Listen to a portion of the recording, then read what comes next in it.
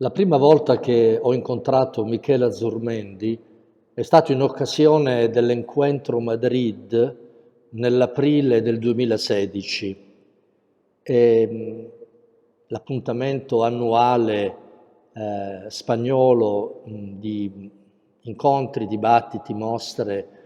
che quell'anno verteva su Europa un nuovo inizio.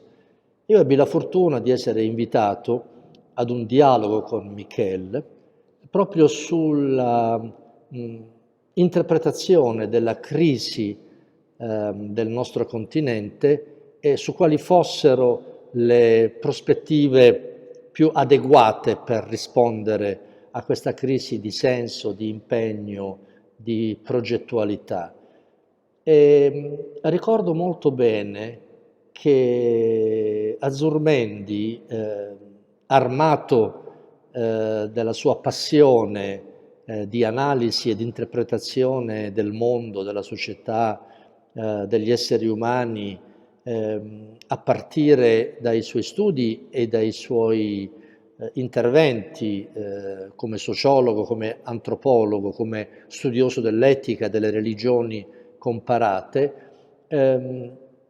si gettò, si buttò dentro una disamina dell'insufficienza della costruzione illuminista della cultura e del mondo,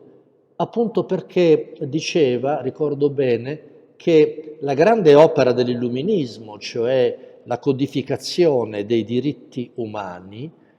da sola non basta a dare le motivazioni ideali e personali per una ripresa, e che era necessario invece educarci alla gratitudine e al desiderio del bene. Ma la cosa più interessante è che mentre diceva questo, e dialogavamo anche su questo, con tante persone che ci ascoltavano, egli a un certo punto, dall'interno stesso della sua analisi, guadagnò come una prospettiva diversa, tanto che alla fine del suo incontro disse: mi rendo conto che qui oggi sta accadendo qualcosa. Ecco, questa è un po' la cifra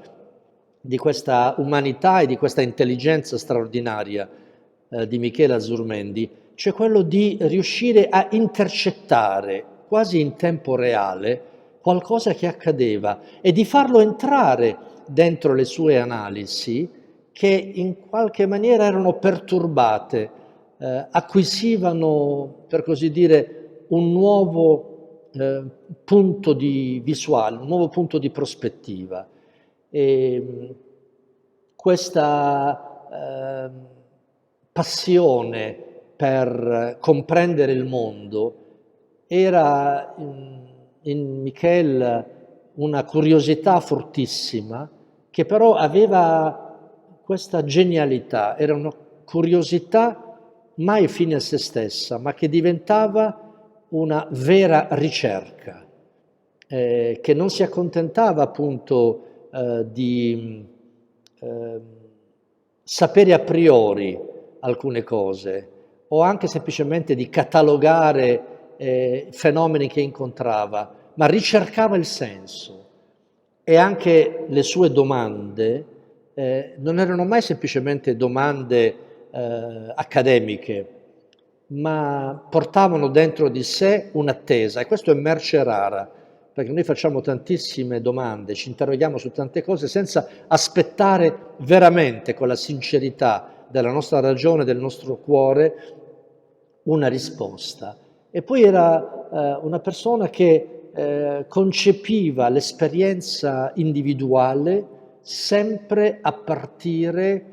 dal rapporto con un tu e con un noi. Questo suo cruccio, questa inquietudine permanente a voler spiegare,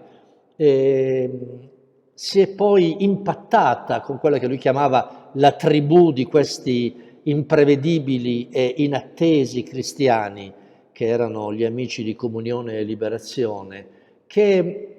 in qualche maniera hanno, hanno provocato in lui, diciamo così, un cambio di passo anche epistemologico, metodologico nel suo stesso lavoro di ricerca, nella scoperta appunto che non si tratta tanto di ridefinire un modello o di analizzare una mancanza, ma che bisogna, per così dire, partire da qualche cosa di umano già in atto,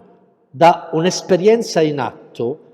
che cambia anche il modo di analizzare e che propone questa novità come un principio ermeneutico nuovo, senza più timore, senza più avere il problema di dover dimostrare agli altri la giustezza teorica della propria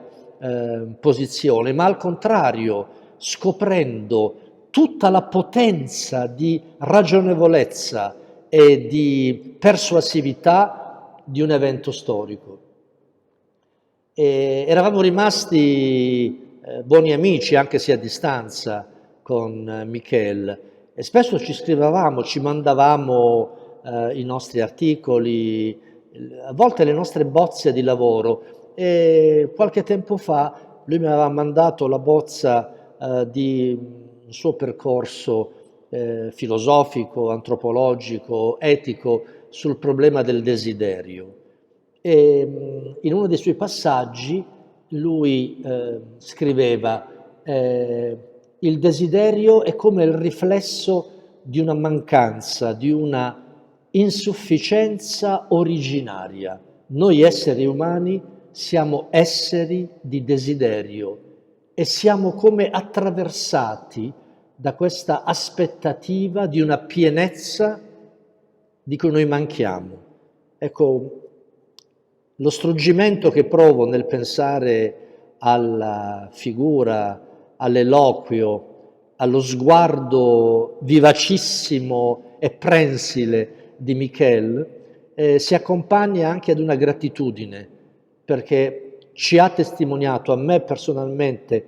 ha testimoniato che questa aspettativa non è mai qualcosa di sospeso, ma è un cammino per corrispondere a questa pienezza che nella storia a poco ci viene incontro.